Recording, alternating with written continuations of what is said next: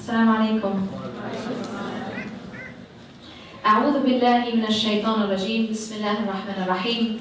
والصلاة والسلام على رسول الله وعلى آله وصحبه أجمعين. من يهده الله فلا مضل له ومن يضلل فلا هادي له وأشهد أن لا إله إلا الله وحده لا شريك له وأشهد أن محمدا عبده ورسوله. رب اشرح لي صدري ويسر لي أمري واحلل عقدة من لساني يفقهوا قولي. What do you love most? This question seems simple enough, but it is harder than you think to answer. Everyone in this room can say that they love God most. We can easily say this with our tongues. But what we can say with our tongues is not necessarily a reflection of what is in the heart. How can we get at what really is in the heart? How do we really know what we love most? Well, start with what we do know. Most people who've lived long enough know what it's like to love another person. Most people know that when someone loves another person, they can't stop thinking about them. Have you ever had a friend who was in love? Does he or she, are they able to think about or talk about anything else? Remembrance is a direct consequence of love, and it is never forced. When a person is in love, they don't have to set a reminder on their phone that tells them, okay, Saad, it's time to think about Sarah right now. Or, okay, Sarah, it's time to think about Saad. We laugh at even the thought. And yet, we have to set timers to remind us to remember God. Now, don't all go and kill your Salah reminders on your phone. I hope you understand the point that I'm making. We remember naturally what we love most. It is involuntary. We can't help it. We can't help but remember the one that we love. What else happens when someone loves another person? Well, when Sarah asks Saad for something, he will go out of his way to do it. When a mother loves her child, no one has to pay her hourly for the time that she spends awake comforting that child. It is natural. It is natural to want to sacrifice for the one you love. It is natural to want to please them. We obey what we love, not out of obligation, out of love. It gives us pleasure to make the one that we love pleased. This is why, if you want to know what you love most, and believe me, everyone loves something, look at what you sacrifice for. What do you give up sleep for? What do you give up money for? What do you think about all day? What makes you cry? What causes you the most anxiety at the very thought of losing? By answering these questions, you can start to see what you love most. And chances are, the answer to these questions has absolutely nothing to do with God. Chances are, it is school, or the man you love, the woman you're obsessed with, your spouse, your children, your job, your money, your status, what people are going to say or think of you, your image. But Allah subhanahu wa ta'ala warns us in the Quran. And He says, بعد أعوذ بالله من الشيطان الرجيم قل إن كان آباؤكم وأبناؤكم وإخوانكم وأزواجكم وعشيرتكم وأموال اقترفتموها وتجارة تخشون كسادها ومساكن ترضونها أحب إليكم من الله ورسوله وجهاد في سبيله فتربصوا حتى يأتي الله بأمره والله لا يهدي القوم الفاسقين. Allah here is telling us, warning us of something. He says, say, if it be that your fathers, your sons, so your children, your brothers, your spouses, or your kindred, the wealth which you have gained, the business in which you fear decline, or the dwellings, so the houses in which you delight, are dearer to you, more beloved to you than Allah and His Messenger and striving in His cause, then wait until Allah brings about His decision, and Allah guides not the rebellious ones. This is a very strong warning from Allah. Here Allah is saying, if you love any of these things, which by the way should be noted, all are halal. All are halal. This ayah does not talk about your girlfriend, it does not talk about your boyfriend, it does not talk about going to the club or drinking or smoking. It talks about your parents, your children, your halal job, your halal business, your halal house, your spouses. So these are people that are halal for you. And in fact, you're supposed to love them. So Allah is warning us in those things which it is halal to have and halal to love. But He's warning us that within those things can be a hidden fitna, a hidden test. Because we may come to love those things more or as we should only love Allah and His Messenger and striving in His cause. Now the question is, if you do that, then what? Well, here Allah is saying then what, a consequence, and it's a very frightening consequence because it's sort of, left unknown.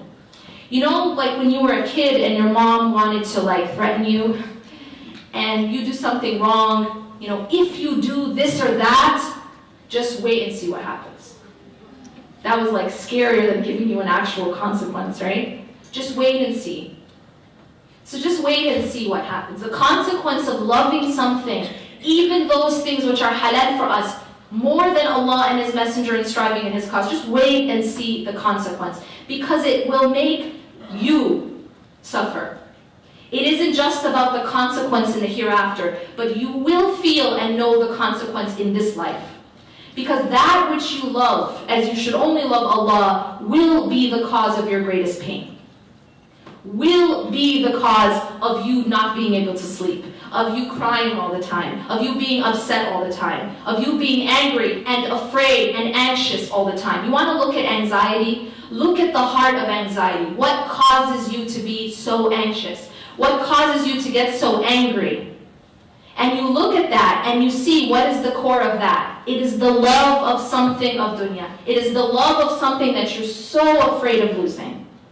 And so that love, when it becomes the greatest love that you have, the thing which occupies your mind all day, and it is other than Allah subhanahu wa ta'ala, it becomes the cause of your torment, and the cause of your anxiety, and the cause of your pain. So you'll feel the consequence now before the hereafter.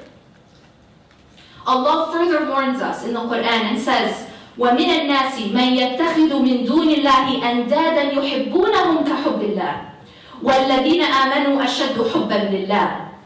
Here Allah tells us, yet there are men, there are people who take for worship other than Allah, besides Allah, as equal with Him.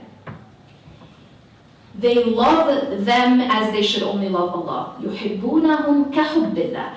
They love them as they should only love Allah. But those of faith are overflowing in their love for Allah. In this ayah, Allah is telling us, Allah is warning us against taking rivals with Allah. But what kind of a rival are we taking here? What kind of a rival is this ayah talking about? Are these people or things that we're praying to? They are not. Allah explains, يُحِبُّونَهُمْ كَحُبِّ اللَّهِ. See, he says that they are andad, they are rivals. But what type of rival? يُحِبُّونَهُمْ كَحُبِّ اللَّهِ, that they love them as they should only love Allah. So it is a rival in love. And then when he describes the believers, he says, أَشَدُّ حُبًّا لِلَّهِ, they are overflowing in their love for Allah. Their greatest love is for Allah. أَشَدُّ حُبًّا لِلَّهِ, the greatest love of all. Now, how do we understand the difference? How do we understand the difference between loving in the right way and loving in the wrong way? And how do we understand when we've gotten into a situation where now there is something else other than Allah that is our greatest love? Well, the heart is the ruler. You see, human beings are all about love. As we said, we obey what we love. And love is the master of motivations. Even fear and hatred are born of love. We hate what deprives us of what we love. And we fear what threatens it. Whatever fills this lump of flesh called our hearts dictates how we act. So we have to be very, very careful what is filling our hearts. Now I'll give you an example.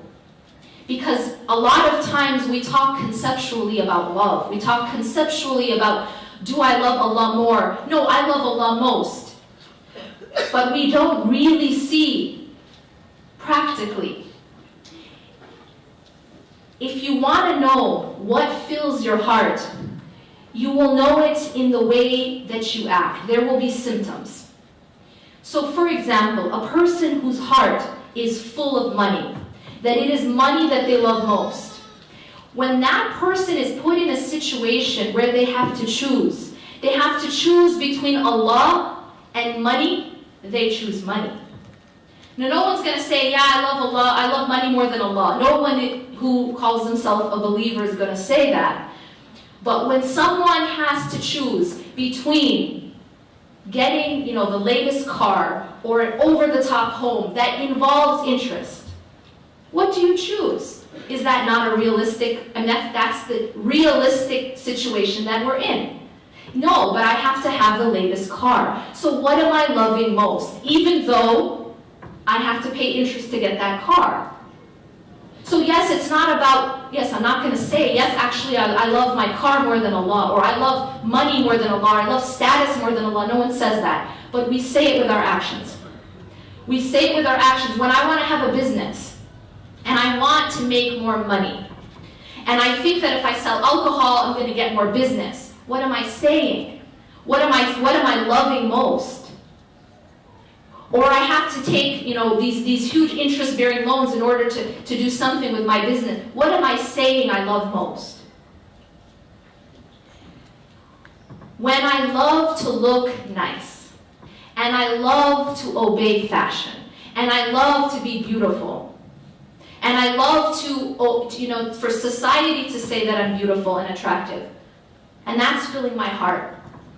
But at the same time now, Allah subhanahu, and you will be tested, and that's the point. Allah subhanahu wa ta'ala tells us that this life is a test. What does that even mean? You will be tested specifically in those things that you love. So when I love to look nice, and I love society to say that I'm fashionable, but now Allah comes and says that I'm supposed to dress and act a certain way. I'm supposed to cover a certain way.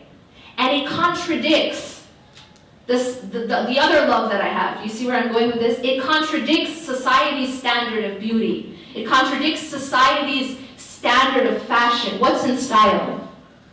And the question is, what do I choose? When I look at what do I choose, then I know where my love is. Because you will always choose what you love most. And that will be what motivates you. So it's an issue of love. When it's a matter of status that I love, what are people going to think of me? Then I'm going to go out of my way to make sure that I look good to people, regardless of what it means of how I look with Allah subhanahu wa ta'ala. I obey what I love most. That's why we have to be very careful what we fill our hearts with. Because whatever we fill our hearts with becomes the master that we obey. We become a slave to whatever we love most. It's a very simple equation. Whatever I love most is my master. If it's money, then that's my master. If it's fashion, then that's my master. Fashion says, now skinny jeans are in style, we hear and we obey. Now this is the way you're supposed to dress, we hear and we obey. If what I love most is status, then whatever it takes, that's what I'm going to obey. So we have to be so careful. The Prophet ﷺ told us that verily in the body there is a lump of flesh. And if that lump of flesh is set right, then the entire body is set right. And if that lump of flesh is corrupted, then the entire body is corrupted. أَلَا وَهِيَ الْقَلْبِ. Verily, and it is the heart. The Prophet ﷺ is telling us in this hadith, what is the master of our actions? What is the master of our body? What is the master of everything else that we're doing in our life? It's what am I filling my heart with? So whatever I love most becomes my master, and I become a slave to it. We say with our tongues that we love Allah and His Messenger most. But the truth is that our hearts are filled with other things. We all love gifts. We love the blessings that beautify our lives. We love our children, our spouses, our parents, our friends. We love our youth and we love our health. We love our homes, our cars, our money, our beauty. But what happens when a gift becomes more than just a gift? What happens when a want becomes a need? A favor becomes a dependency. What happens when a gift is no longer only that? Think about what is a gift. A gift is something that did not come from us. A gift is given and it can be taken. We are not the original owners of a gift. A gift is also not necessary for our survival. And this is key. It comes and it goes. We want and love to receive gifts, but they are not necessary to our existence. We don't depend on them. We don't live to receive them, and we do not die if we don't. They are not our air or our food, but we love them. Who doesn't love the gift? Who doesn't love to receive many gifts? And we ask Al-Kareem, the most generous, to never deprive us of His gifts. Yet a gift is still not where you place your dependency, nor do you die without them. Remember that there are two places that you can hold a gift. You can hold it in the hand, or you can hold it in the heart. Where do you hold a gift? If someone hands you a gift, where do you hold it? A gift is not held in the heart. It is held in the hand. So when a gift is taken, the loss creates pain to the hand, but not to the heart. And anyone who's lived long enough knows that there is a big difference between pain of the hand and pain of the heart.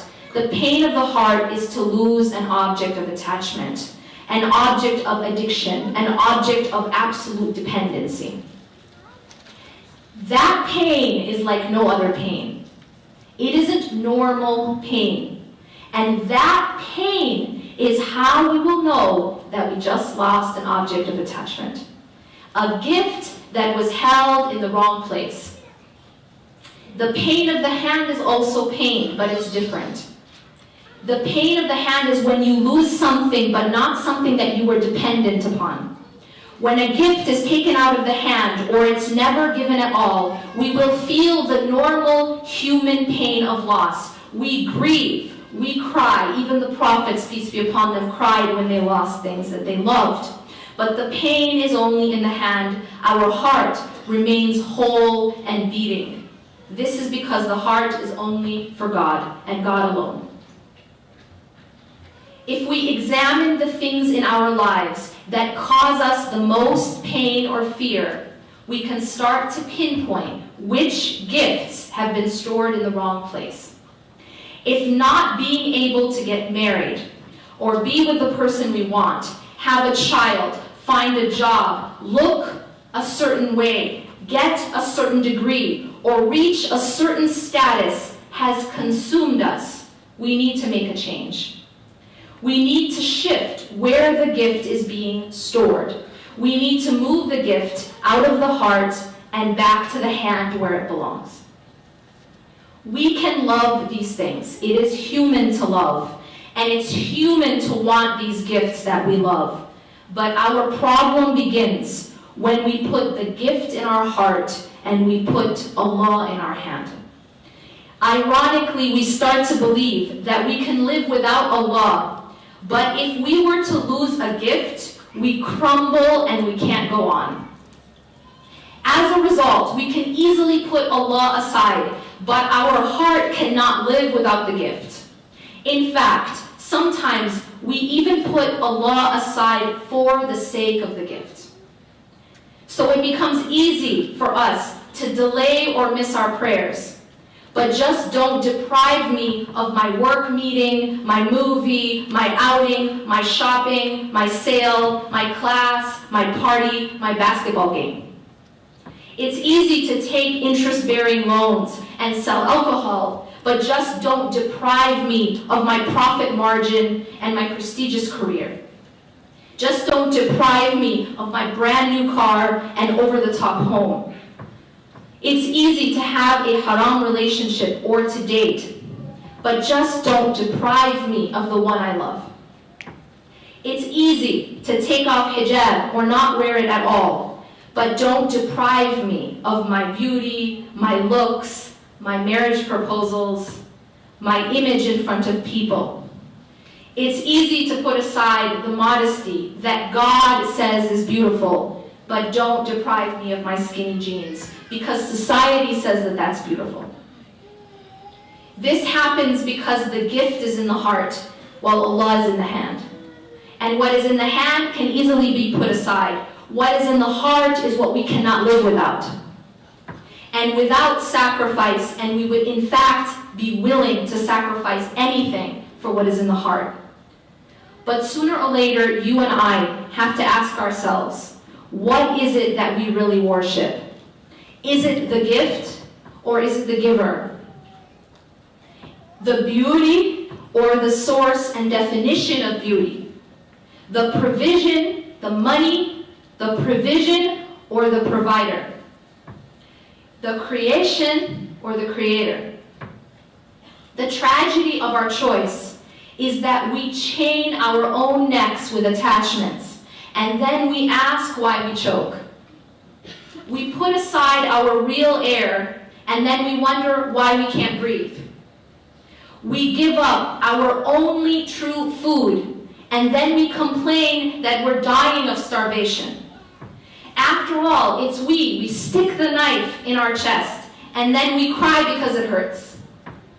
It hurts so much, but what we have done to ourselves. Allah tells us in the Quran, what is translated as, and whatever affliction befalls you, it is on account of what your hands have wrought, and yet He pardons most of your faults. Yes, what we have done to ourselves. But look at how this ayah ends. Allah says that He pardons most. The word He uses in this ayah is ya'fu, from Allah's attribute al-afu. This denotes not just forgiving or pardoning, but completely erasing. So no matter how many times we stick the knife in our own chest, God can heal us. As if that stab had never happened. Because Allah is Al-Jabbar, the one who mends anything. But you have to seek Him. How foolish is a person who exchanges air for a necklace? It's like a person who says, just give me the necklace, just give me the money, just give me that person in my life, just give me the profit margin, and then after that you can take away my air. Suffocate me, but just make sure that I'm wearing the necklace when I die. And the irony of it all is that it is that necklace itself that suffocates us. It is our own objects of attachment, the things which we love as we should only love God, that actually kill us inside.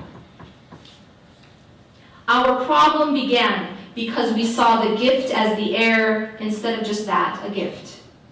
So in our blindness, we become dependent on the gift. And we put aside the real heir. As a result, when that gift is taken back, or it's never given at all, we think that we can't go on. But this is a lie that we tell ourselves until we believe it. But it isn't true. There's only one loss that we can't recover from. There's only one reason that we wouldn't be able to go on, and that is if we lost God in our lives. The irony is that many of us have lost God in our lives, and yet we think that we're still alive. Our false dependencies have deceived us so much. Only God is our survival, not His gifts.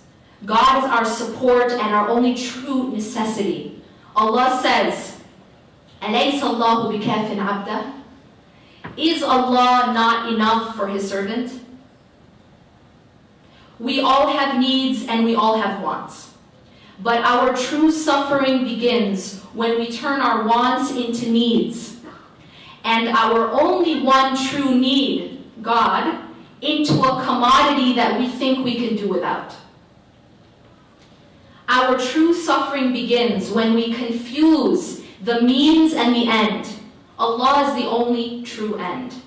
Every other thing is a means, and we will suffer the moment we take our eyes off the end and we get lost in the means. In fact, the true purpose of the gift itself is to bring us to God. Even the gift is a means, a vehicle. For example, doesn't the Prophet ﷺ say that marriage is half of deen? If used correctly, few other parts of life can have such a comprehensive effect on the development of one's character. You can read about qualities like patience and gratitude, mercy, humility, generosity, self-denial, and preferring another to yourself, but you won't develop those qualities until you are put in a situation in which they are tested. Gifts like marriage will be a means to bring you closer to God, so long as they remain a means and not an end. God's gifts will remain a means to Him as long as they are held in the hand, not in the heart. Remember that whatever lives in your heart controls you. It becomes what you strive for and what you're willing to sacrifice anything for, and willing to do anything to keep. It becomes what you depend on at a fundamental level. It is therefore, and it must therefore be something eternal that never tires and never breaks. It must therefore be something that never leaves. There's only one thing like that: our Creator. So now that brings us to the question of how. How do we attain the love and mercy and forgiveness of our Creator? Well, Allah subhanahu wa ta'ala tells us in one section of the Quran, وَسَارِعُوا إِلَى مَغْفِرَةٍ مِّن رَبِّكُمْ وَجَنَّاتٍ عَرْضُهَا السَّمَاوَاتُ وَالْأَرْضُ أُعِدَّتْ لِلْمُتَّقِينَ. And hasten, race, to forgiveness from your Lord and a garden that's the expanse of the heavens and the earth, prepared for the righteous. The next ayah, Allah goes on to describe who are these people. الَّذِينَ يُنْفِقُونَ فِي الصَّرَّاءِ وَالضَّرَّاءِ وَالْكَاظِمِينَ الْغَيْظَ وَالْعَافِينَ عَنِ النَّاسِ وَاللَّهُ يُحِبُّ الْمُحْسِنِينَ. Who spend in the way of Allah during ease and hardship. So that's the first characteristic. And the second characteristic, وَالْكَاظِمِينَ الْغَيْظَ, and who restrain anger, وَالْعَافِينَ عَنِ النَّاسِ, and pardon people. And Allah loves the doers of good. I'm going to pause there for a moment because this is important. Allah is telling us first, in the first part, in the first ayah I mentioned, about racing towards His forgiveness, about racing towards a Jannah that is the expanse of the heavens and the earth. And then He goes on to tell us how to do that, how to get there. How do we get the forgiveness? سَارِعُوا إِلَى مَغْفِرَةٍ مِّن رَبِّكُمْ. How do we get the maghfirah of our Lord and the Jannah, عَرْضُهَا السَّمَاوَاتِ وَالْأَرْضِ? He tells us how. First, by spending in the way of Allah, when it's hard and when it's easy, both. And then He says, وَالْكَاظِمِينَ الْغَيْظَ, the ones who restrain their anger. The ones who restrain their anger. So here Allah is telling us something that has to do with our interaction with each other. Does restraining anger have anything to do directly with our worship of Allah subhanahu wa ta'ala? It's not directly related to fasting or praying, right? It has to do with our relationship with our families, with our relationship with our friends, with our relationship with our co-workers. It has to do with how we're treating one another. And the next characteristic also has to do with that. And those who pardon people. Here Allah is giving us a ticket to His forgiveness. And it's actually through people. By forgiving people, you get the forgiveness of Allah. Isn't that a pretty good deal? Here you are, you get something that's priceless. Can anyone put a price on the forgiveness of Allah? Is there anyone who can, put a price tag on it? It's worth, this much money or this much wealth. It's priceless. It's the definition of priceless, right? Can anyone put a price tag on Jannah, Arduha Sama, the Jannah that's expanses the heavens and the earth? Can you put a price tag on that? So here we are, Allah's offering us a deal. We all like a deal, right? We like to go to the mall and get a good deal, right? Everyone likes to get a good deal, even those who don't like to go to the mall, maybe in the back. But the idea is that you still want to get a good deal on your iPad or whatever. Everyone wants a good deal. Here Allah subhanahu wa ta'ala is making a deal. He's telling you that He's going to give you something priceless for a very small price. So we're not just talking about, an iPad that's originally $1,500 or a laptop or whatever that's $1,500 and you can buy it for $0.01. That's a pretty good deal, right? This is not even like that because we're talking about something priceless. It's not $1,100, $1,500. It's priceless, and it's all it takes is this: the way you treat people, restraining your anger with people, and then forgiving people, pardoning people. You forgive the creation, Allah, the Creator, will forgive you. This is the deal Allah is giving us. There's a very powerful story that we're told. During the time of the Prophet ﷺ, he was sitting with his companions, and he said to them, there will come in a man from the people of Jannah. He's about to walk in. So when this man walked in, one of the companions in his presence wanted to know what was so special about this man. So he actually went and stayed and lived with the man for a few days and observed him. And he couldn't understand what was so special about this man, because he didn't see anything externally that different, because there was something going on inside. So after a few days, he actually told him that this is what the Prophet ﷺ said about you. I can't really figure out what it is, and you're not up all night praying. You pray some and you sleep some. You're just like the rest of us, it seems like. And you know what the man said?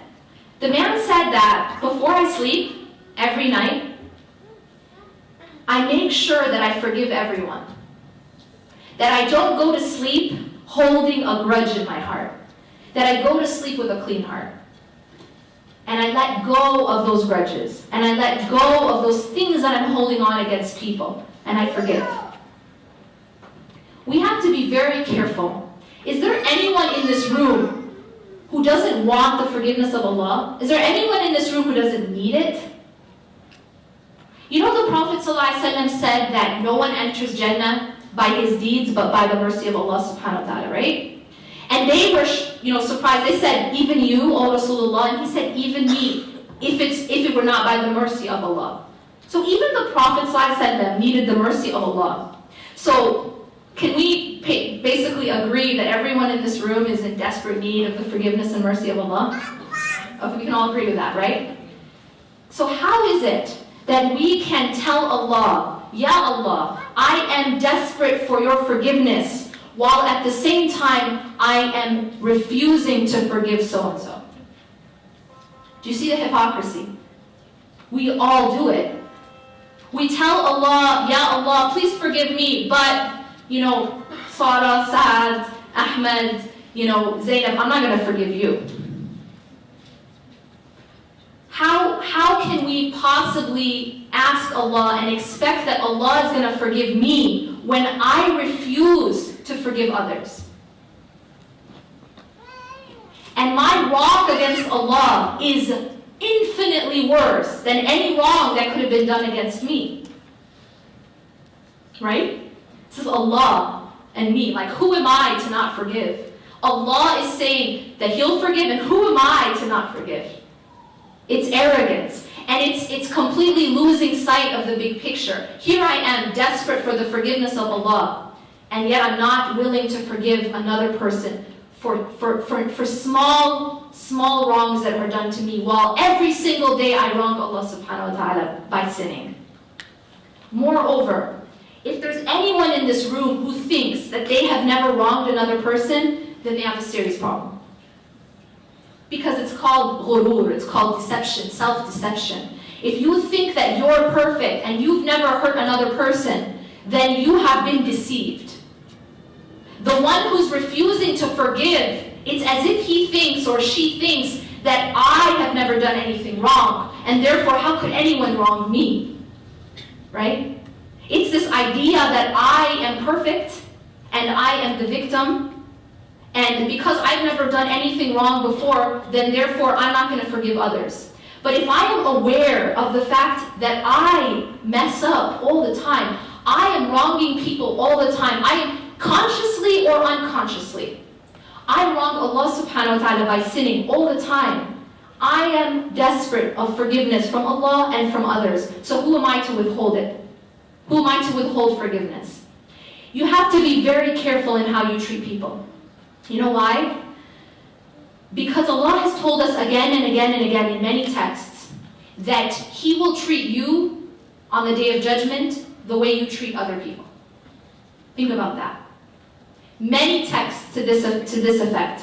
That the people, if you are a person who does not forgive others, then Allah won't forgive you. If you're a person who is forgiving of others, Allah will forgive you on the Day of Judgment. So it's something to keep in mind.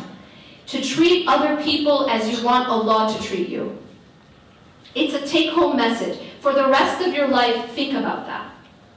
Treat others as you want Allah to treat you. You are desperate for the mercy and forgiveness of Allah. Then give that mercy and forgiveness to others. If you want to hold everyone accountable for every little thing they did to you, be prepared for Allah to do the same. And when Allah holds us accountable, it's serious. If Allah were, we're told that if Allah starts to hold us actually accountable for the things we've done, then we're doomed. We just ask Allah to forgive and overlook our mistakes, never to hold us accountable. Because if He were to hold us for everything we did, we'd be doomed. The Prophet ﷺ said that Allah will not show mercy to a person who does not show mercy to other people. In another hadith, the Prophet says, sallallahu alaihi wasallam, the most merciful shows mercy to those who have mercy on others. Show mercy to those on the earth, and the one above the heavens will show mercy to you. He, sallallahu alaihi wasallam, said that kinship, the ties of blood, family, and this is also really ironic and sad. Sometimes when we refuse to forgive or we cut ties, sometimes it's with our own family. Right? And the reason that's so scary is because the Prophet ﷺ tells us that Allah has, that kinship, so the ties of kinship, the ties of blood, is connected to the arsh, to the throne of Allah. And it says, whoever severs me, so whoever severs the ties of kinship, then break away from him. And whoever maintains the ties of kinship, then keep connected to him. The mercy of Allah is connected to you keeping connection with the ties of blood, with the ties of kinship. Those uncles and cousins and family member that people haven't talked to in 10 years and all that crazy stuff that we do.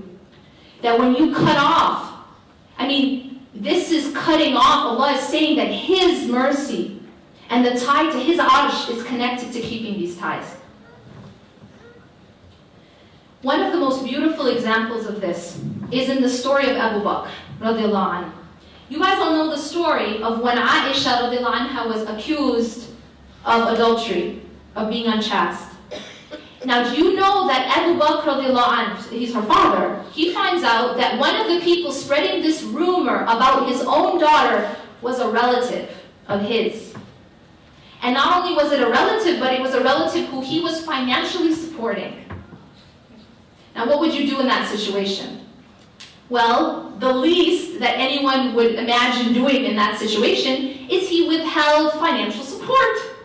Pretty, he just withheld financial support. Allah revealed an ayah, a verse, at this occasion. And he says in the ayah, let them pardon and overlook. Allah says, وَلْيَعْفُوا وَلْيَصْفَحُوا أَلَا تُحِبُّونَ أَنْ يَغْفِرَ اللَّهُ لَكُمْ? Simple question. Allah says, at this occasion, let them pardon and overlook. Do you not wish that Allah should forgive you? أَلَا تُحِبُّونَ أَنْ يَغْفِرَ اللَّهُ لَكُمْ? See the connection Allah made in this ayah? In this situation, where she's being accused, and this is horrible. This is slander of the worst kind. And Allah is making this connection. He's telling Abu Bakr, pardon and overlook. Don't you wish that Allah would forgive you? So here Allah has made that connection between forgiving people and Allah forgiving you. And this is sometimes what people say, but they didn't apologize, so I'm not going to forgive. Do you think that this person apologized to Abu Bakr? Now, he didn't apologize. It wasn't about that. Because we think that when we forgive, we're doing it for that person. We're not doing it for that person. You're doing it for you. You're doing it for your own salvation. You see, you have to completely change the way you see it. Because when you forgive, you are not making a transaction with that person, you are making a transaction with Allah. Because it's Allah who says that you forgive this person, I forgive you. It's between me and you. So this is about you and Allah. It isn't about that person. It isn't about whether they deserved it or whether they begged forgiveness or whether this or that or what they did to you. It's about that you are in a desperate need for the forgiveness of Allah, and this is one fast track to get that. Allah has given you a ticket to something priceless. So it's kind of, you start to flip it around. Now whoever hurts you or wrongs you and gives you an opportunity to forgive and get the forgiveness of Allah, you should be sending thank you cards. Because really, think about it. Really think about it. Don't just think about it. Really think about it. Step back. The problem is we miss the forest for the trees, sometimes for the leaf. Just step back and look at the big picture. In the big picture, whatever this person did to you, you forgive them, you potentially get Jannah. Is it a good deal? Is it really? Think about it. And you know what Abu Bakr radiallahu anh did in response to this question that the Lord of the world is asking him? أَلَا تُحِبُّونَ أَنْ يَغْفِرَ اللَّهُ لَكُمْ? Do you not love that Allah would forgive you? He did love that. So you know what? He continued to financially support him and increased the financial support. Because it wasn't about the guy. It was about what he wanted from Allah. Allah asked him, do you not wish that Allah would forgive you? He's one of the ones promised Jannah, but he still knew. Think about it. He still was so desperate for that forgiveness. And yes, he did love for Allah to forgive him, so he forgave that person. The Prophet ﷺ says that he who alleviates the suffering of a brother out of the suffering of this world, Allah will alleviate his suffering from the suffering of the Day of Judgment. And he who finds relief for someone who's hard-pressed, Allah will make things easy for him in the hereafter. And he who conceals the faults of a Muslim, Allah will conceal his faults in this world and in the hereafter. Allah is at the help and the back of a servant so long as the servant is at the aid of his brother. Such a beautiful hadith. You know how when we find out something about someone, oh, I saw her talking to a guy, or did you see what she was wearing, or did you see what he did? And the first thing we want to do is blast it on Facebook, right? We can't wait to tell everybody. It's like this desire to expose the faults of our brother and our sister, right? Allah is telling us that when you do that, then Allah will expose your faults. And if you think for a moment that you don't have faults, you got more faults than anyone else. Because that's in and of itself arrogance. Here, we're taught that if you cover up the faults of your brother or your sister, Allah will cover your faults in this life and the next. And we all need that because we all have faults. And believe me, if we think we don't have faults, we have the deepest fault. Lastly, how do we attain the love of Allah subhanahu wa ta'ala? How do we get the love of Allah? Allah tells us in a very, very powerful and moving and important hadith Qudsi. Allah Almighty says, I have declared war on anyone who shows enmity to a friend of mine. My slave does not get close to me with anything more beloved than what I have made obligatory upon him. Fara'id. And my slave continues to get close to me with the nawafil, the extra things. I'm going to pause here in the hadith for a moment because there's a very important point here. Sometimes when we start to get involved in activism, we get involved in the MSA, we get involved in we're working on being, we start to get into the deen, right? We want to get closer to Allah. Sometimes what happens is we pick and choose certain things to focus on and we overlook certain things, okay? And it may not just be at the beginning, but someone who's, trying to be more religious. Now the problem here is we sometimes overlook the fara'id, the things which are obligatory, and we focus on the nawafil, the extra things. And that is indicative of insincerity. The reason is this. I'll give you an example. The Prophet ﷺ says the best of you are best to their families. And yet we have people who are, that are, trying to be, more religious in that. And they are very polite to the people at the masjid. They are very polite to the neighbor, very polite to the person at the cash register, but they are worse to their families. They're actually, they treat their families the worst. So they have taken the hadith and flipped it. They think the best of you are those who are best in public, right? Who are best in public. But the Prophet said the opposite, sallallahu alaihi wasallam. He said the best of you are those who are best to their families. Our first obligation is to our families, and then elsewhere.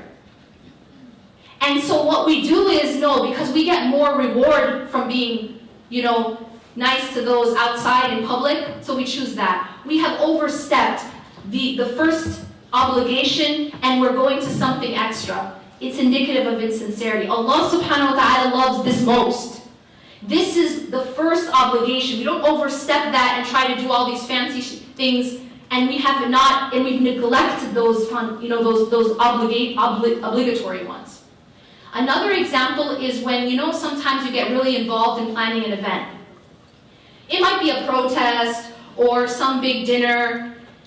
And sometimes you might need to stay up really late at a meeting, or stay up really late planning, or maybe while you're at the protest. And guess what happens? You oversleep and you miss Fajr. Because you stayed up really late, but you're working for MSA, but then you miss Fajr. Or you're at a protest and you miss Asr. Do you understand the problem here? What's the problem here? Allah says in this hadith Qudsi, that my servant does not get close to me with anything more beloved than the fara'id. Your salah is the way that Allah loves that more. That's the best, that's where we need to be first. We don't overlook that, but that's the best way to get to Allah. And then Allah says, and then my servant continues to do extra things. Do you understand the point here? We have to be very careful that what we're doing for Allah. And Allah says, I love this most. But if we say, no, but I love this most, then who are we really doing it for? Do you understand? Some people just like activism. It makes them feel good. Are there not Christian, Jewish, atheist activists? Everyone who goes to a protest and plans an anti-war protest doesn't even believe in God necessarily. So it doesn't necessarily for God. Sometimes it's our inclination. But we have to remember that we do what Allah loves most and we give that priority. Even if it means, yes, I'm going to give more focus to my family. It's not public. I don't maybe get a lot of praise. but that's what's most beloved to Allah. And then the hadith goes on to say something amazing happens. So this is the recipe. First, the fara'id, the things we solidify those things which Allah loves, which are the obligatory things. And then we add more until Allah loves that servant. And when Allah loves that servant, now here is the consequence of Allah's love. When Allah loves that servant, He says, I become his hearing with which he hears, his seeing with which he sees, his hand with which he strikes, and his foot with which he walks. And if he were to ask me for something, I would surely give it to him. And if he were to ask refuge from me, I would give him refuge. This is what happens when someone takes the path to Allah subhanahu wa ta'ala in the way that Allah subhanahu wa ta'ala has commanded. Focus on the fara'id, adding the nawafil, and then Allah loves that person. That person, everything that person does becomes a reflection of Allah subhanahu wa ta'ala. His hearing, his seeing, his hand, his walking. Allah subhanahu wa ta'ala says that when Allah loves a servant, He calls out to Jibreel. And He says, oh Jibreel, I love so-and-so, so love him or her. And then Jibreel alayhi salam calls out, and so then Jibreel loves that person. And then Jibreel calls out to those in the heavens and says, Allah loves so-and-so, so love him or her. And then those in the heavens love that person. And then that person is given acceptance on the earth. Do you understand how this equation works? Where does love come from? Where does the love of people come from? It comes from Allah. It doesn't come from the people. See, we have this strange idea that the more we run after the love of people, the more we attain it. But it doesn't work that way. The more we run after the love of people, the more it actually runs away from us. Love does not come from the people. Love comes from the source. Love comes from Al-Wadud. Allah is the source of love. The one who runs to Allah gains both the love of Allah and the love of people. The one who runs after the people loses both the love of people and the love of Allah. The one who runs after this life loses both this life and the next life. But the one who runs after the hereafter gains both this life and the hereafter. So brothers and sisters, we really need to ask ourselves, what are we running after? What you chase, does it last? Will it last? Does it have any power to do anything for you? Will it help you or will it hurt you when the illusion of this life has passed? We need to ask ourselves before it's too late, what do we really love most? Because only when the love of God is the greatest love of all will every other love in your life, every other matter, every other relationship finally become rectified. أقول قولي هذا واستغفر الله لي ولكم إنه غفور رحيم سبحانك الله وبحمدك نشهد أن لا إله إلا أنت نستغفرك ونتوب إليك والسلام عليكم ورحمة الله وبركاته.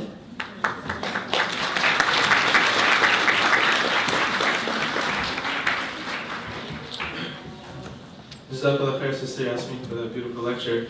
I really like the fact that you mentioned that remembrance is a result of love, and that's something that hit me very well. I need you guys to hand in your questions. So there will be volunteers going around passing pens and index cards. So if you have a question, raise your hand, they'll come up to you. They'll take your questions and then you can hand it back to the volunteers so they can bring it up here. And I'll make some announcements in the meantime. First of all, a shout out to the sister who made this dua card. I really love it. I mean, I guess the translation goes out to be, oh Allah, I ask you for your love and the love of those who love you, and for the love of every action which will bring me closer to your love. I really like this card, so if you get a chance, they should be on the registration tables, inshallah. It has nice colors to it too, so it looks nice. Assalamu alaikum.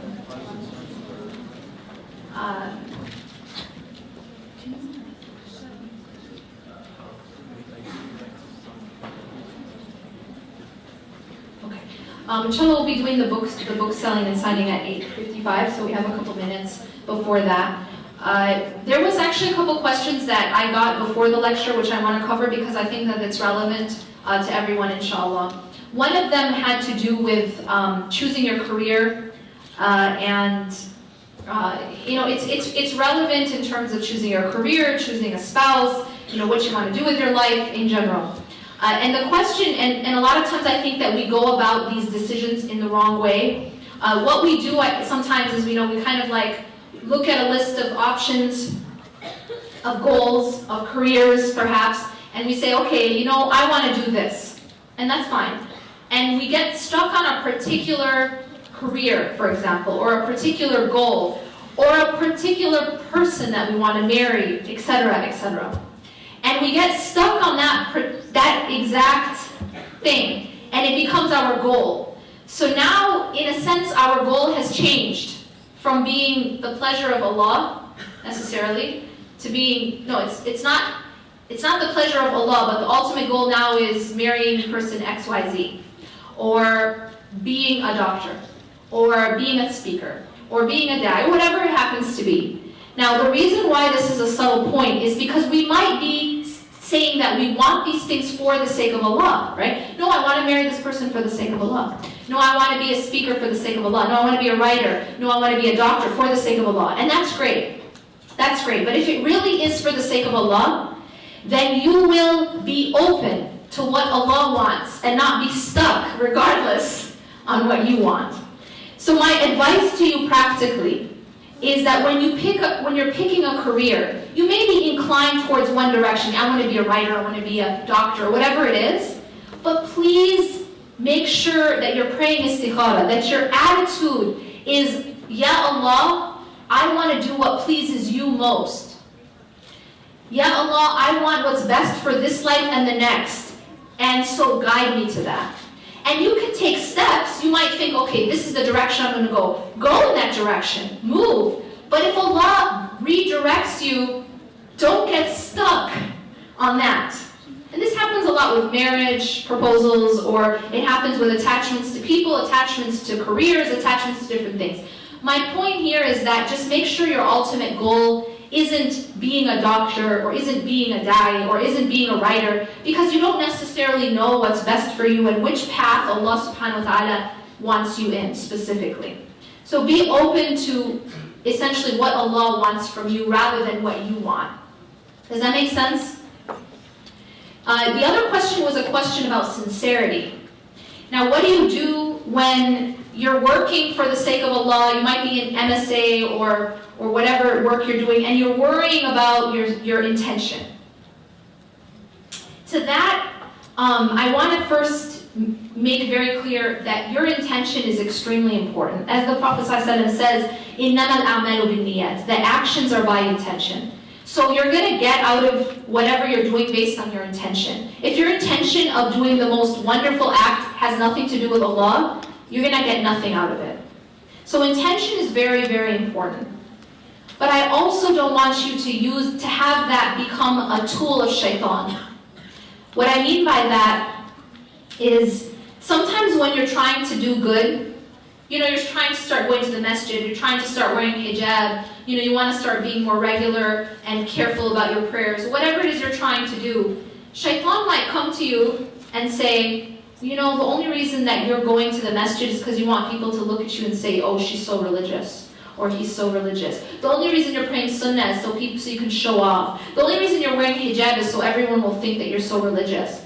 So he uses that, but what's his goal? Is he worried about your intention? What's his goal? To get you to not do it at all. He's not telling you because he's worried about you purifying your intention. His goal is to get you not to go to the masjid, to get you not to wear hijab, to get you not to pray. That's his goal. He doesn't care how he gets you to do it. He's smart. He knows what he's doing. He's been doing it for a while. So he's not stupid. So he knows what he's doing, and he uses whatever tactic is going to work. Or he's very deceptive.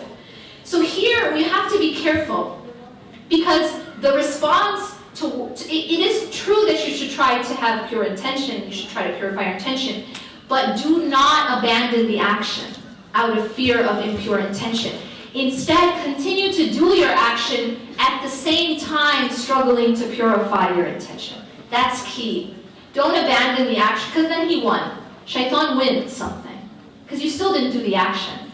Instead, realize that we're only human and we're all constantly struggling to purify our intention. You don't get to a point where you're just like, oh, I'm done struggling. I'm an angel now. I transformed, you know. No, it doesn't ever happen that you transform into an angel. Sorry to break any hearts. We're never going to become perfect. We're always going to be struggling. Allah tells us this. يَا أَيُّهَا الْإِنسَانُ إِنَّكَ كَادِحٌ إِلَىٰ رَبِّكَ كَدَحًا فَمُلَاقِيهِ. That, oh mankind, you are toiling, ever painfully toiling towards your Lord, but you shall meet Him. It is a constant struggle until the day we meet Him. But Allah is Al-Ghafur, Allah is Ar-Rahman, Allah is Ar-Rahim. He is, Al-Halim, He's the most forbearing. He puts up with a lot. He deals with us. Because but He knows He created us. He knows that we're not perfect. Stop trying, if you put this standard of perfection for yourself, what that actually does is it can actually be extremely dangerous, because you will never reach it and therefore you become hopeless. Do you understand the point there? If you expect perfection from yourself and others, you are setting yourself up for failure. Because what happens when you realize, oops, I'm not perfect, surprise, then you're like, you know what, I might as well give up. I might as well just stop trying. And that is exactly what Shaitan wants. He wants you to despair. He wants you to give up. And sometimes the way he gets you to give up is by telling you you're not perfect, so you might as well just stop trying. But Allah is not expecting you to be perfect. Let me ask you this question. It's something to reflect about. If Allah were expecting us to be perfect, then why would His most emphasized attribute be forgiveness and mercy?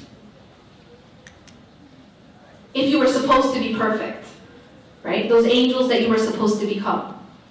The point is that we are not created to be perfect. We are created, yes, we're going to slip, but we have to keep coming back. And we have to keep trying. And it's only when you give up the fight and you say there's no point in trying and struggling anymore that Shaitan wins. But so long as you keep trying, that's all Allah wants from us. He never asked us to be perfect, because He created us and He knows that that's not our nature. We know from the hadith that all of the son of Adam are off to make mistakes. They're going to make mistakes, and the best of those are the ones who repent. So if you want to be the best, don't say that I'm going to never make a mistake, because that's not possible. But if you want to be the best, be among those who are always repenting, who are always coming back and always humbling themselves and crying to Allah subhanahu wa ta'ala and begging for forgiveness, and don't give up. Because that concept that I need to be perfect in order to do anything, by the way, this is what holds people back a lot of the time. There's two things that often hold people back on the path to Allah, as Ghazali rahimahullah said. The two things are hopelessness and arrogance. Which is interesting, it kind of seem like they're opposite. They have exactly the same effect. When you're hopeless, you say, what's the point? You say, it's the one who says, well, what's the point of wearing hijab? I'm so bad. Or what's the point of praying? I keep sinning. What's the point of coming back to Allah? There's no point. I'm so bad, and Allah will never forgive me, and I'm so far away. It's hopelessness. So what does it make you do? It makes you stop trying. It stops you on the path to Allah. On the other hand, the one who's arrogant, the one who thinks they're already there, the one who thinks, I'm good, I'm all right, they also stop trying, and they also stop. So both are paralyzing. To think you're already there, you stop trying. To think there's no point because you're never going to get there, you stop trying. But both have the same effect. You stop traveling to Allah subhanahu wa ta'ala. You stop striving on that path. So be very careful of these two. Arrogance and hopelessness. Thinking that you're already okay and thinking that there's no point. We have to be balanced between fear and hope.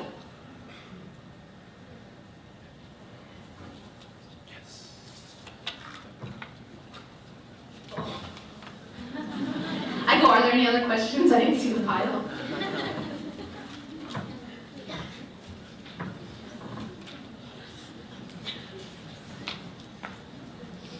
Okay, thank you for asking this question. I'm going to read it and then talk about it. Khair, inshallah.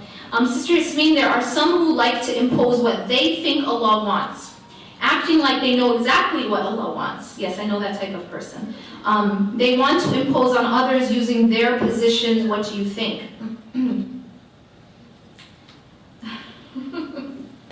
Okay. So, Bismillah.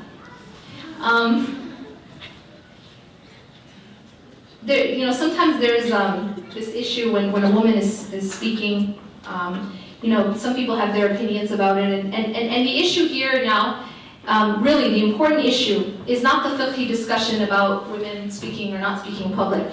The more important issue, which is what I want to get to, because it is a fiqhi discussion and there is disagreement, and the scholars, the majority of the scholars say that.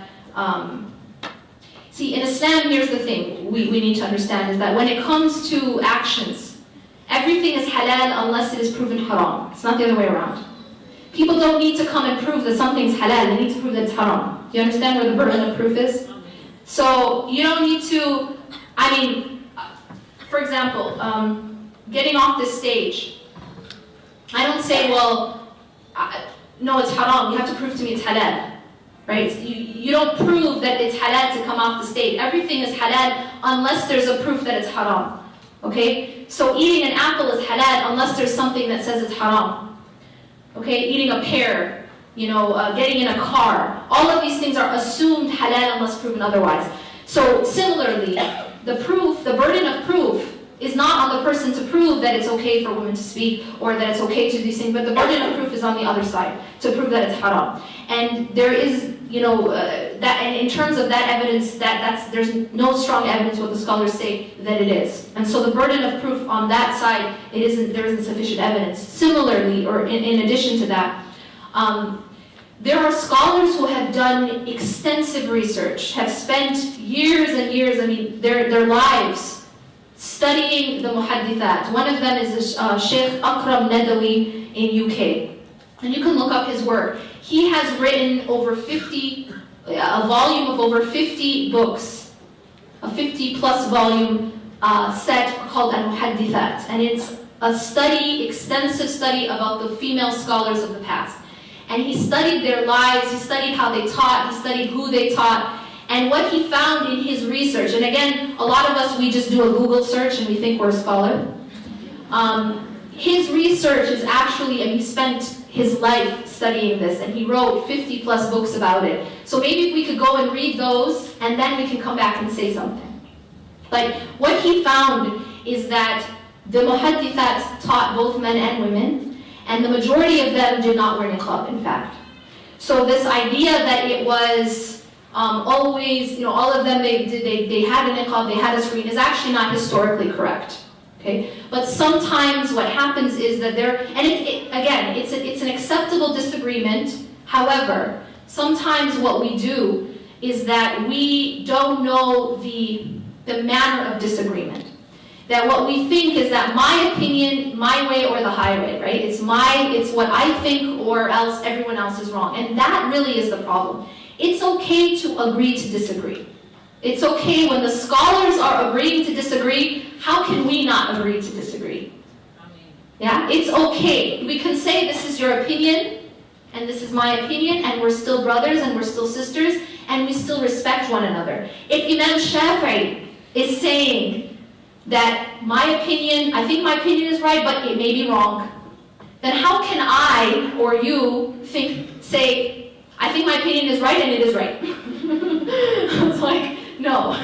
We have to have that humility and respect for the disagreement. And it's okay. Again, you don't have to necessarily convince one another, but you do have to respect difference of opinion, and that's crucial. The moment we stop respecting difference of opinion, this is really where we become divided. And we start dividing on these small issues, and we miss the big picture. And that's exactly what Shaitan wants. It's exactly what he wants. Because Allah says, اعتصموا بحبل الله جميعا ولا تفرقوا. Hold on to the rope of Allah together and do not be divided. This is how we're supposed. Yes, it's okay to have disagreements. The scholars had disagreements, but they held on to the rope of Allah together and they were not divided. The moment we start to divide on these things is when our downfall comes. And that's exactly what shaitan wants. Believe me, the people who want to take Islam down, that's how they do it. Have you guys ever heard, back in like 2005, the RAND report? There was like this report that came out from RAND, think tank, military think tank. Anyway, the point of it was, how are we going to deal with this problem of Islam? And the whole methodology that was presented in the paper, and you can Google this, the RAND report, R-A-N-D. The whole methodology proposed was, we have to divide the Muslims in 4 groups. There's the fundamentalists, the traditionalists, the secularists, and the modernists. So what they're trying to do is divide Muslims into different ideologies, which is basically, oh, he has that opinion, she has that opinion, we're separated. And she goes on to say, we have to make sure they don't unite.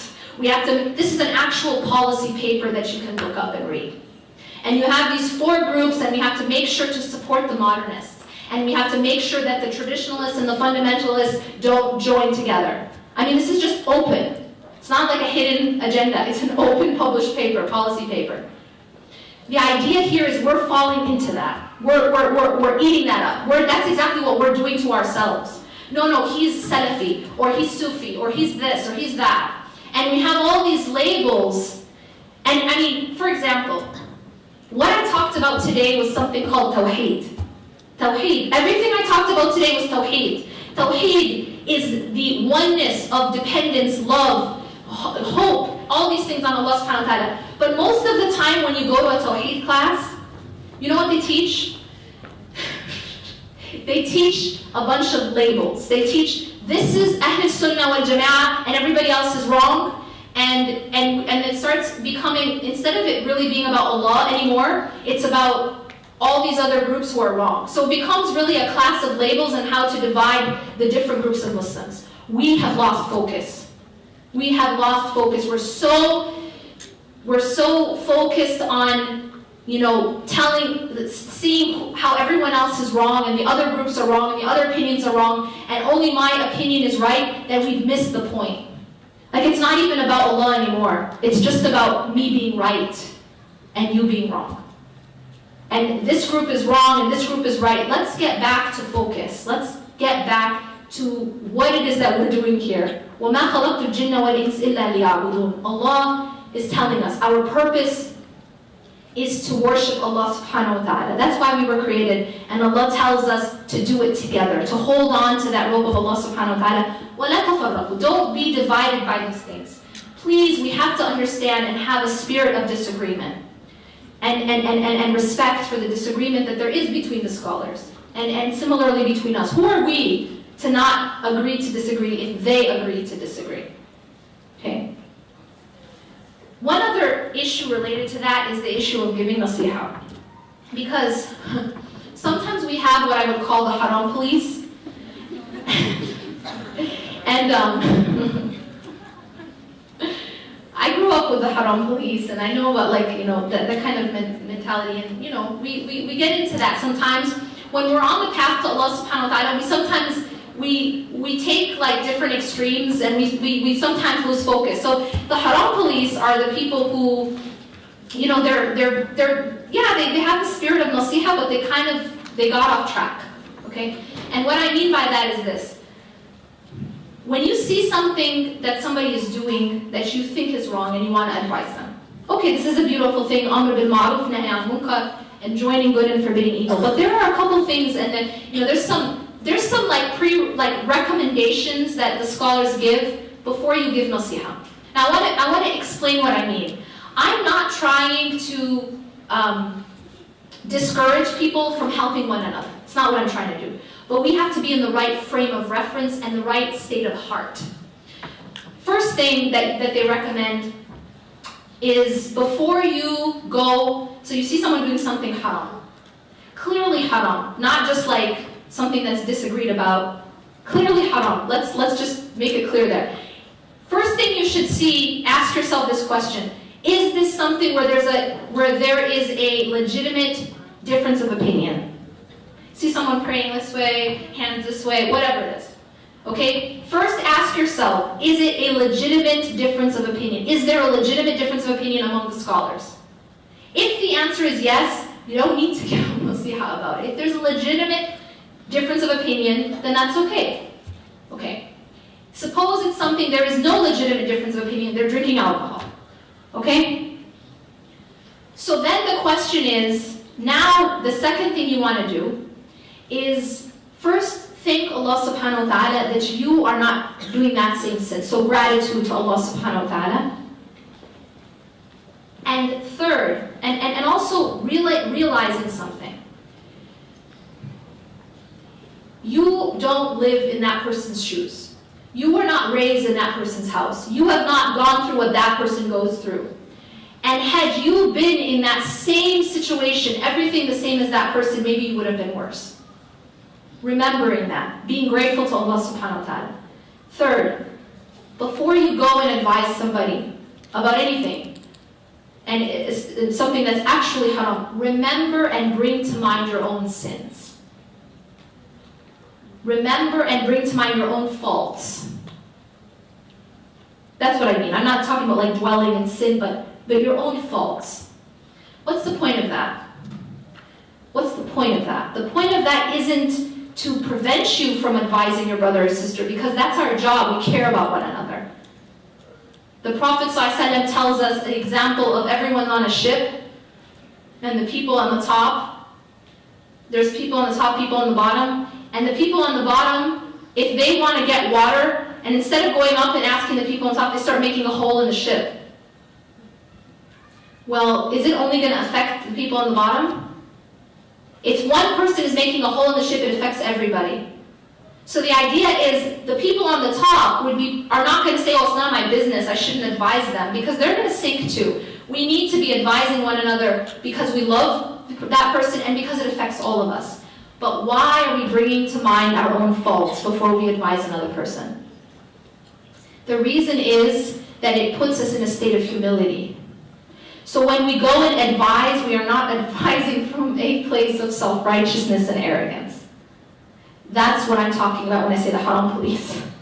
I'm talking about people who, when they advise one another, they don't advise out of love and concern necessarily, but out of arrogance and self-righteousness. And unfortunately, when you look down at another person, first of all, that nasiha isn't going to be very effective, because nobody likes to feel that someone's looking down on them. No one likes to be judged, right? But at the same time, it actually shows that you have a worse problem than that person. Because arrogance is that disease of the heart that the Prophet ﷺ said that no one will enter Jannah who has an atom's weight of arrogance in their heart before a camel will go through the eye of a needle.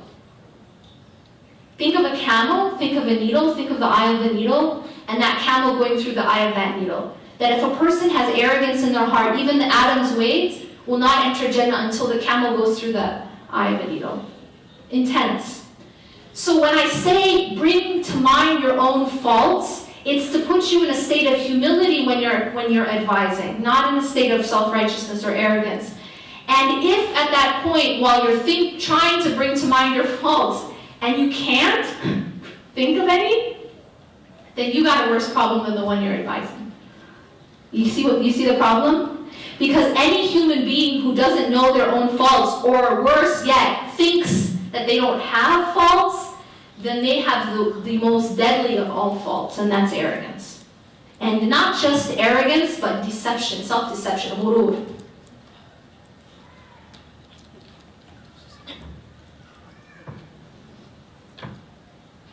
Okay. We'll start, inshallah, the books in 5 minutes.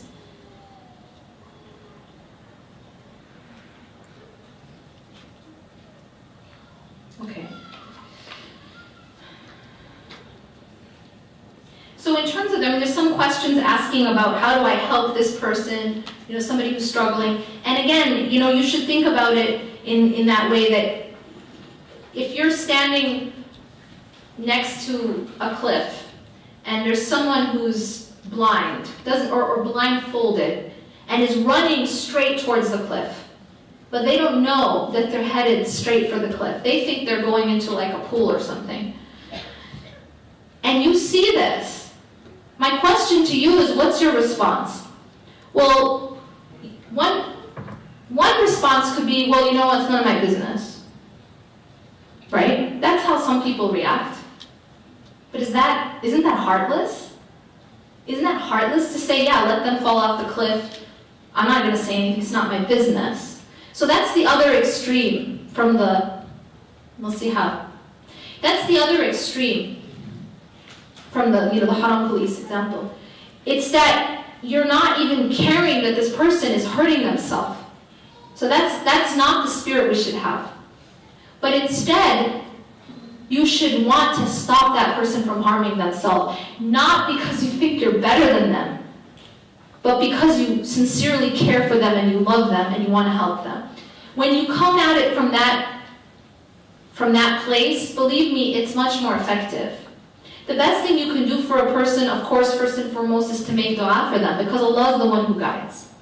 And then thereafter, try to talk to them, connect to them, advise them, but do it from the heart and don't do it from a place of arrogance. Do it from a place of concern, having seen your own faults too. Like you're fully aware that you are just as faulted, but out of love, you want to help them and you want them to help you too.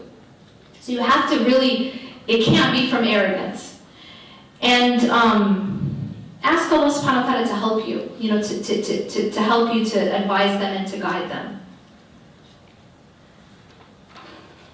Connection is also really important.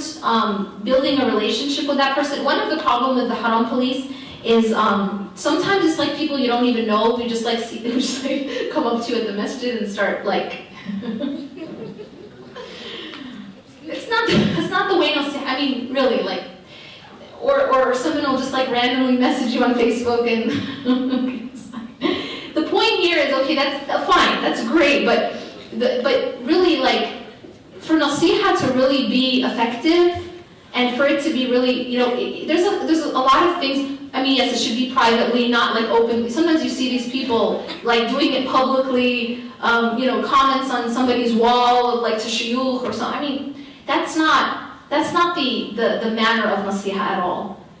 It should be done privately, not in a demeaning way, etc. But it also is really important to have a connection with that person.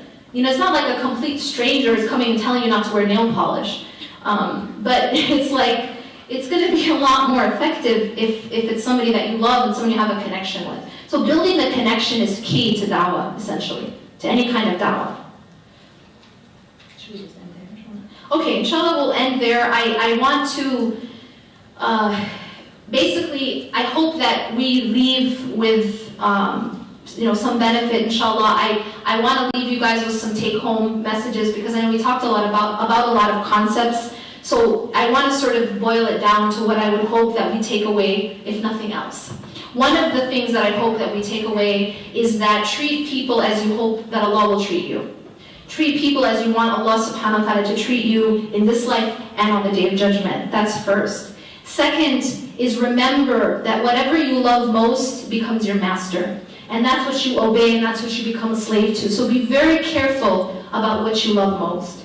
And be very careful that it's Allah subhanahu wa ta'ala. And if it isn't, and we have these struggles and we have these attachments, if you ask yourself these questions during the talk, what do I think about most? What makes me cry most? What makes me angry most? What makes me most afraid of losing? What causes me most anxiety? It has nothing to do with Allah. The next question is, well, how do I fix that? Hopefully that's the next question. I hope that we start to realize what our attachments are and what are those things that are competing with our love for Allah. What is the next step? The next step is increase in your remembrance of Allah. Here's the point about love. I use this example in my book, and I think it illustrates this point about how do you get over false attachments. Well, let's look at human beings, back to the human being. You know how they say you never get over someone until you find someone else? Right? It's the easiest way, right? To get over someone, the rebound relationship, right? So you don't get over someone until you find someone else. Quickest, easiest way. We will not get over our love and attachment to this life until we find something better. We will not get over our love and attachment for the creation until we find something better. And so the reason why we're so attached and so in love with these things, our money and our status and our people and all the things in our life, is we don't truly know Allah subhanahu wa ta'ala. We haven't yet found something better. And the example I give is if you take a little kid, you know, if a little kid sees a commercial about like a toy car and falls in love with the car, and every single day asks his parents, please, I want this car, I want this car, I want this car, and doesn't think about anything else, that child is so in love with the car and can't think of anything else. What happens when that child gets the car? Now the child doesn't want to let go, right? Totally in love with this car. Try taking the car out of that child's hand. Breaking that attachment is going to be really hard, right? Right? But what happens when the child grows up and sees a real car? So he used to be in love with the toy Ferrari, but then he grows up and he sees a real Ferrari. Now try taking that car out of his hand. Is it easy now? He doesn't even care. Like, I see the real thing. What am I going to, I'm going to sit and be attached to the toy? It's the same concept. That if we see the real life, if we really see the hereafter, if we really see Jannah khayrun wa abqa, our love and attachment to the toy, to the lesser model called dunya, just easily breaks. We're in dunya, but we're not so in love because we saw the real thing. Dunya is the lesser life. There's a greater life. And finally, there is something greater than the creation. We're so attached to the creation. We're so, like, our life is kind of revolves around what is this person saying about me? What's this person, think about me? Status, money, where am I going to go tomorrow? What does she do? What is she? And it's because we really don't see the real thing. We don't really see Allah. So our life revolves around the creation because we don't see the Creator. We don't know the Creator. We don't focus on the Creator. But if you find the Creator and you increase in your remembrance of the Creator and your heart is focused on Him, then the creation starts to take its proper place, which is, they're all slaves. We're all slaves. And there's a king. We're all slaves and there's a master. If someone's on their way to meet a king and they stop and see the servant of the king, salam and everything like that, but how many people are going to sit and waste all their time trying to impress the servant? Trying to beg, for gifts from the servant, beg for love from the servant, beg for, money from the servant, right? You're not going to. Yes, you're nice to the servant, you say salam, but I'm on my way to meet the king. And you see that, and you realize that the king is the one who has all the power, and it's not the servant. But the problem is we don't see the king. We really don't see or know Allah subhanahu wa ta'ala. We need to we need to institutionalize, we need to really have an increase in our remembrance of Allah every single day. Practically. Make sure that your prayers are set. Practically, leaving this discussion, what are some things you can do when you go home? First and foremost, we said the fara'id. That when you're praying, you are focusing your heart on the real thing. That's the point. Why does Allah tell us 5 times a day, spread out, leave whatever it is you're doing, your work, your school, your party, your movie, whatever it is you're doing, and go refocus. Allah is reminding us, He's bringing us back to refocus on the real thing, the real car. Make sure you're doing that. If you're not doing that, then you're going to get lost. And make sure you're doing it on time. When a doctor gives you a prescription and he says, or she says, take it 3 times a day, you can't go home and say, actually, I'm just going to take it whenever I feel like it. Maybe I'll just take all 3 doses right before I sleep. Not going to work. And you might overdose and hurt yourself. If you are just praying all your prayers right before you sleep, it doesn't work that way. The doctor gave you a prescription because he knows what he's doing. Allah gave us a prescription, fajr, it needs to be at a certain time because He knows what He's doing. It's not just whenever I wake up. It doesn't work like that. So we need to follow the prescription as it is prescribed. And increase in your remembrance through the connection with the Quran, Not just reading it, but understanding it and applying it to your life. Believe me, the Quran is about your life today in 2013. It isn't just about 1400 years ago. It isn't just stories of Musa alayhi salam. These are about your life.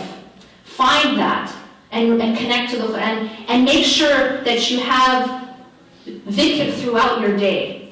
Say the adhkar of the morning, say the adhkar before you sleep. Make sure you're remembering Allah a lot. That's how your heart is going to keep looking at the real thing. أقول قولي هذا واستغفر الله ولكم إنه غفور رحيم. سبحانك اللهم وبحمدك نشهد أن لا إله إلا أنت نستغفرك ونتوب إليك. والسلام عليكم ورحمة الله وبركاته. I ask you all for your du'as, please. Thank you. Assalamu alaikum.